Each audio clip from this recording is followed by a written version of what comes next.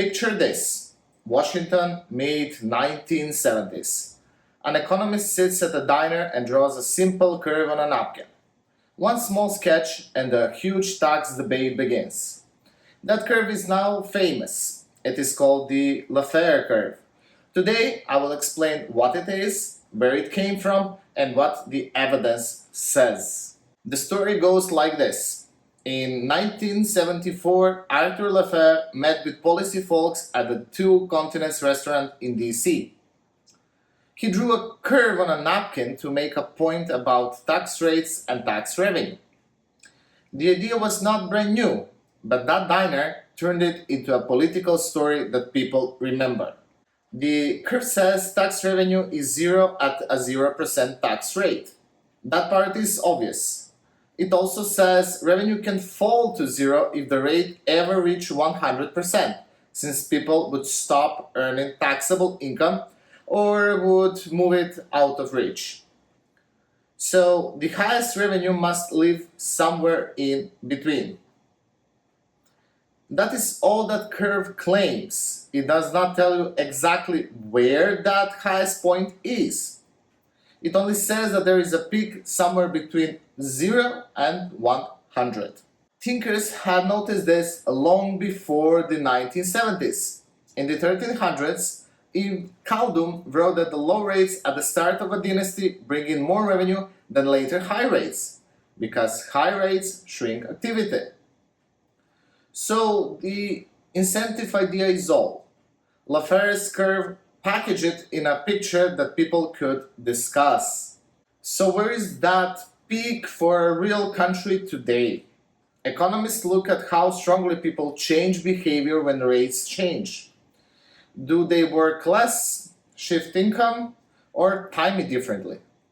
The technical label is the elasticity of a taxable income. Reviews of the evidence says that the responsiveness is real, but it varies by who you tax and by which tax you change. This is why the peak is not a single number for all times and places.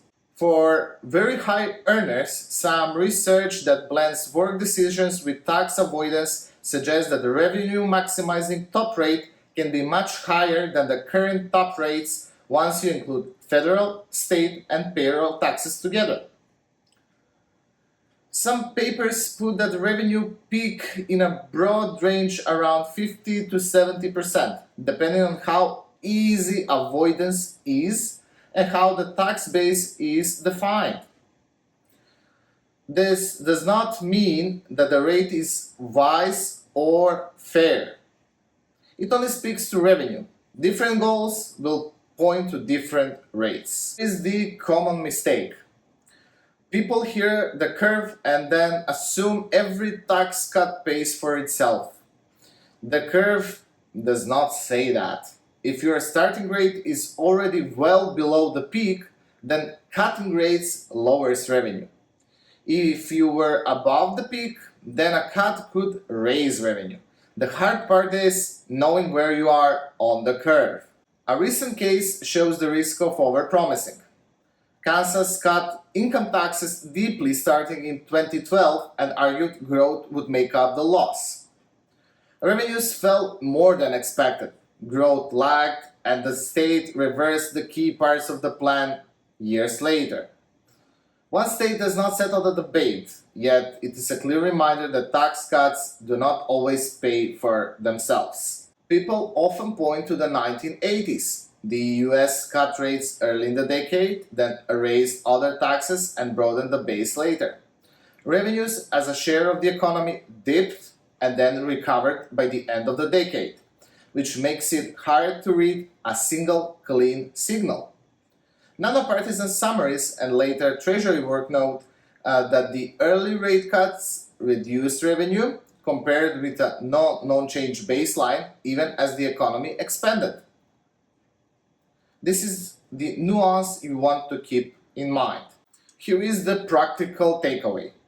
A cut raises revenue only if your current rate is above the peak for that specific tax and that specific group. That peak moves with the economy, with enforcement, and with how easy it is to shift income. No single number fits it all. The Laffer curve is a simple picture with a big point. Incentives matter, and revenue will peak somewhere between 0 and 100%.